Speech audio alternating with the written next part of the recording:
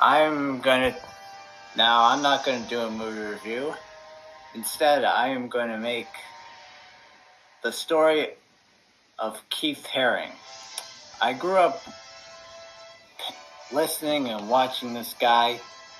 He did not have a sad goddamn life. He had a great life. This man was a total badass, but sadly, his life was cut too short. But his legacy lives on. And now, I present to you the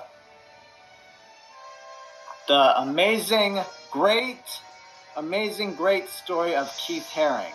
He had a great life. He really enjoyed life.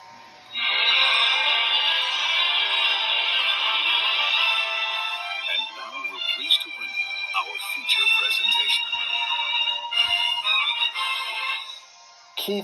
Keith Haring was born in 1958. His biggest heroes that he grew up with were Dr. Seuss, Walt Disney. Walt Disney. But his biggest hero was Andy Warhol. Andy Warhol, his career was exploding during the 60s. Do I need to tell you how many art masterpieces this guy's made? A lot. And they have sold over $30 million of his paintings. That's how great he was. Keith Haring got his start with painting on the subway because Opportunity for Keith Haring is a blank advertising poster. Because a piece of chalk, the young man from Kutztown, Pennsylvania, draws a picture. A cartoon-like drawing, which he finishes in a minute or two. Yeah, he finished that in a minute. That's how cool he was. And badass he was, okay? He did this for hours, for any subway, anytime. But, unfortunately, he got arrested by the police because he thought he was graffitiing. He did this with chalk, but he got arrested for it.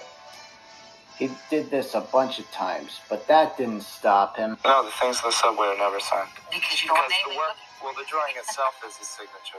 Most people can tell that the same person has done all the drawings. But if you don't sign it, how do they know who did it, and how do you get discovered? Well, most of the people in the subway probably still don't know who's doing them, but and that's probably the best way to come across them is to just see them and not know how they got there or why they got there. But at the same time that I was doing things in the subways, I began showing things in galleries and things in the press and things. So. What is this, Keith? This was one around Valentine's Day a year ago. Keith Haring got the art recognition in the 80s when saw some paintings called Same Old, which stands for Same Old Shit. That's some fucking good poetry right there. William Shakespeare. Oh, fuck. You can kiss my ass. So Keith Haring's career was exploding during the 80s.